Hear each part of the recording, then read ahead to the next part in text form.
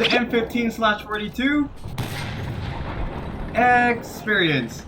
The M15/42, or the Carro Armato M15/42, was the last major Italian medium tank produced during World War II, having 15mm on the front, 25mm on the side and rear, while the turret having 45mm on the front mantlet and 25mm all around.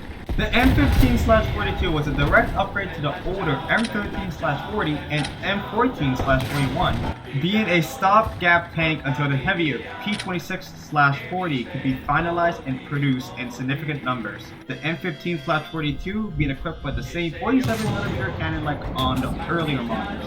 This 47mm cannon can fire two different types of shells, first being an APHE shell with 62mm of pen, and secondly a HE shell with 5mm of pen. Now in real life, the M15/42 did not see too much action in the Italian army, rather the German army, as when the armistice of Calabello was declared, the Germans confiscated all remaining M15/42s and would later send them to fight in Yugoslavia, many being used to suppress the partisan operations in and around the country.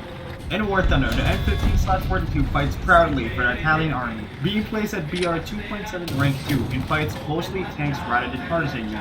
Some tanks you can see are American M5A1s, M4A1s, M4A3s, German Panzer IIILs, Panzer IV F2s, Marder 3Hs, and some Soviet tanks like T-34 and T-28E.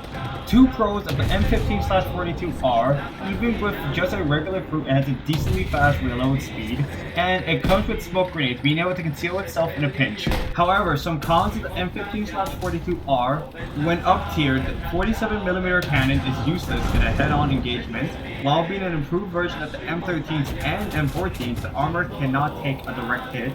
And lastly, unlike other tanks where you can research a better shell than the stock ones, in the M15/42 you're stuck with the same stock shell and cannot research a better one. Overall, the M15/42 is a decent tank to use but quickly gets outclassed by more armed and armored tanks. However, if fighting tanks around the same protection and or same cannon caliber, the M15/42 can be a pretty competitive tank to fight against. With its decently punchy 47mm cannon paired with a moderately fast reload, it can make enemies think twice when fighting this seriously fixed tank. One problem with the M15/42, however, is it only has two shells. Its main APHE shell can have triple cannon tanks that are angled more than 65 degrees.